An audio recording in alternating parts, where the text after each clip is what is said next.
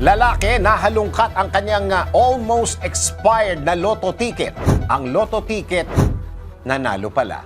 Sagot sa problema kung ituring ng mga tao kapag nanalo sila sa loto, raffle o sa kahit na anong kompetisyon may malaking premyo. Kagaya na lang ng bida sa kwentong ito na abot langit ang kanyang saya nang malamang siya pala ang nanalo sa isang lotto draw kaso ang ticket ay mag-e-expire na.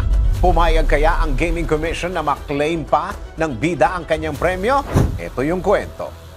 Isang retired security officer si Jimmy Smith na nooy 68 anyos mula sa USA ang napaulat dahil sa kanyang almost 1-year-old na winning lotto ticket na nagkakahalaga ng $24.1 million o mahigit 1.4 billion pesos. Batay po sa ulat, mahilig daw tumaya ng loto si Smith at kagaya ng kanyang kadalasang ginagawa, tumataya siya, ibinubulsa agad ang ticket at hindi na kailanman tinitingnan. Nang inanunsyo ng Gaming Commission ang winner, wala umanong nag-claim ng prize, kaya nang malapit nang umabot sa deadline ang pag-claim ng premyo, ibinalita nila ang kanilang panawagang tungkol sa winner ng nasabing loto. Dito binanggit ng nasabing komisyon ang mga numero ng ticket at sinabing i-check lahat ng bulsa, couch cushions at mga cabinet dahil baka sila na ang matagal nang hinahanap na winner. Nang marinig daw ito ni Smith sa balita, agad siyang nagpunta sa kanyang closet at nakita doon ang patong-patong na lotto tickets. Isa-isa niyang tiningnan ang mga ticket hanggang sa makita niya ang isang lotto ticket na tumutugma sa winning combinations na hinahanap ng Gaming Commission.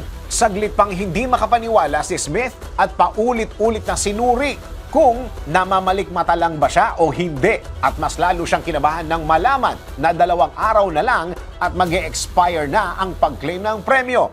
Agad nagtungo si Smith sa Gaming Commission para ipasuri ang kanyang lotto ticket hanggang sa ilabas na ng komisyon ng mahigit 1.4 billion pesos na premyo ni Smith. Batay sa napagkasunduan, pinili ni Smith na kolektahin ang premyo sa pamamagitan ng installment kung saan unti-unti niya itong matatanggap sa loob ng 26 na taon.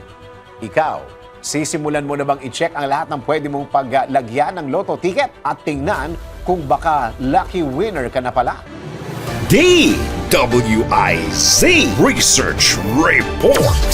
Report. Thank you for watching. Tuloy lang ang panonood at pakikinig ng tamang balita sa DWIZ News, DWIZ News FM Regional, DWIZ News TV, Aliw Channel 23, nationwide. Mag-follow, like, subscribe at i-share ang aming mga social media accounts.